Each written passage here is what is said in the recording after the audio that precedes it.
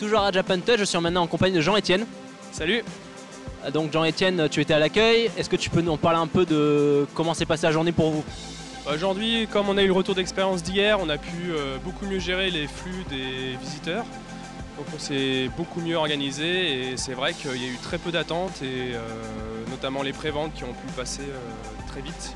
Quel est ton ressenti par rapport à cette édition de la Japan Touch, donc à Eurexpo cette année? On a eu un petit peu de mal au début à appréhender un peu le lieu parce que c'est la première fois qu'on est là. Mais je pense que pour les années prochaines, on sera très content d'être là et puis à mon avis, pouvoir agrandir, profiter vraiment de l'infrastructure à fond. Donc tu étais en train de travailler, je pense pas que tu aies pu voir tous les stands, mais est-ce que tu as pu faire un tour? Ouais, j'ai pu faire un tour et c'est vrai qu'on trouve un peu de tout et je pense qu'il y en a vraiment pour tous les goûts et on l'a vu au niveau des personnes qui venaient. On a vu des couples de personnes âgées tout seuls, des couples avec des bébés de 3 mois ou juste des groupes d'ados, des familles avec leurs parents. Donc enfin, c'était vraiment très bien, on a vu de tout, c'était agréable. Et toi, ton stand fétiche, ça a été quoi cette année? Le stand fétiche, j'avoue, j'ai passé beaucoup de temps à côté des petites voitures, mais c'est parce que ma fille de 1 an, elle a adoré. Merci Jean-Étienne.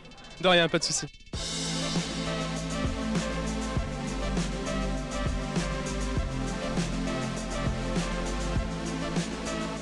Et la pression m'accable alors que je suis en compagnie du grand chef suprême de la technique, Baptiste. Salut Baptiste. Bonjour.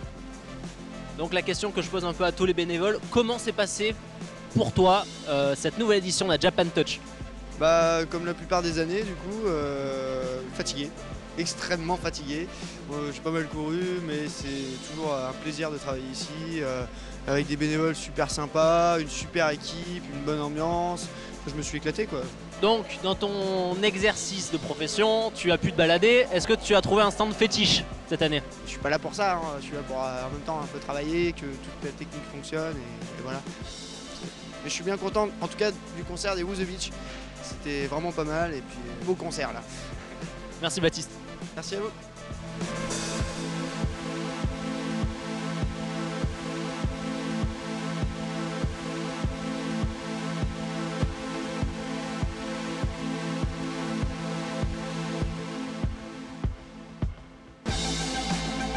Je suis à présent en présence de Julie. Salut Julie. Bonjour, enchantée. Julie, donc tu es responsable des invités des animations. Est-ce que tu peux nous dire en quoi consistait ton travail sur la Japan Touch? Sur la Japan Touch, donc en amont, c'est moi qui fais la programmation et qui cale les animations et les invités pour les faire venir. Et ensuite, sur les jours J, c'est gérer tout pour que ça fonctionne et que pour que le public puisse avoir donc des invités et des animations. Et maintenant, la question piège, est-ce que ça s'est bien passé? Ça se passe toujours bien, on fait toujours tout pour que ça se passe bien et là cette année ça s'est bien passé. Il y a toujours des couacs, on est dans l'organisation, c'est normal, mais ça s'est bien passé, ouais.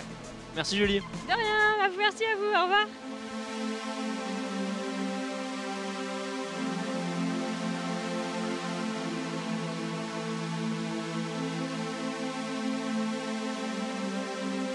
Toujours à la Japan Touch, je suis maintenant en présence de Caroline. Salut Caro. Salut. Donc, tu es responsable du pôle presse sur la Japan Touch. Quels sont tes ressentis, tes retours un peu sur la journée d'aujourd'hui et celle d'hier? Moi je suis très satisfaite de la journée, du week-end en fait, puisqu'on a fait un bon nombre d'entrées. On a à peu près atteint les 20 000 visiteurs, donc c'est ce qu'on espérait.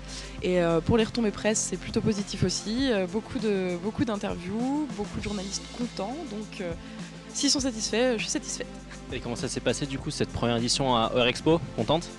Très contente. Quelques menus soucis d'organisation sur l'accueil du public, mais vraiment c'est un lieu qui promet plein de choses et qui nous permet de vraiment nous développer sur plein de niveaux. Merci beaucoup. Merci.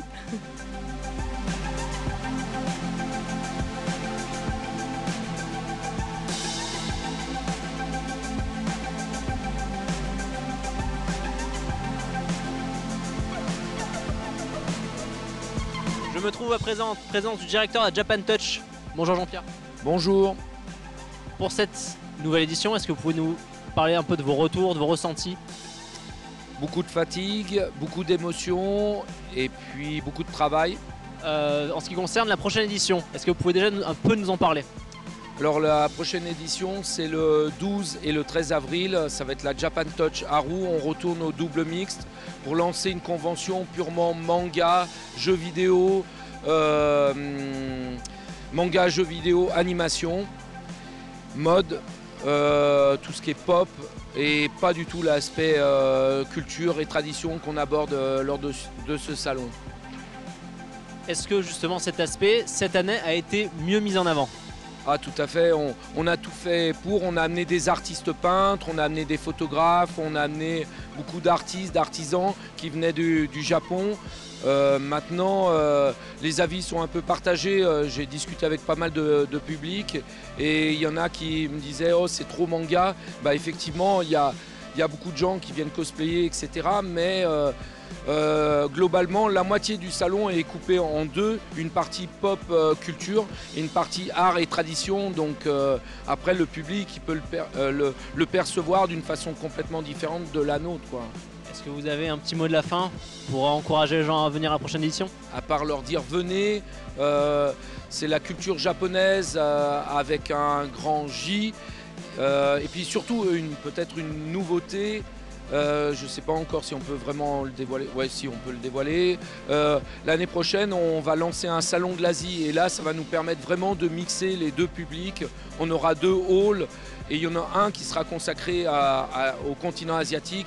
Donc, on va autant parler du Vietnam que de la Chine, que de la Corée, que de l'Inde, qu'il y aura toujours, bien entendu, en même temps, cette partie Japon et Japan Touch. Mais voilà, on veut vraiment essayer d'élargir les publics et bah voilà, vous êtes là aussi pour ça. Merci à vous. Merci beaucoup Jean-Pierre.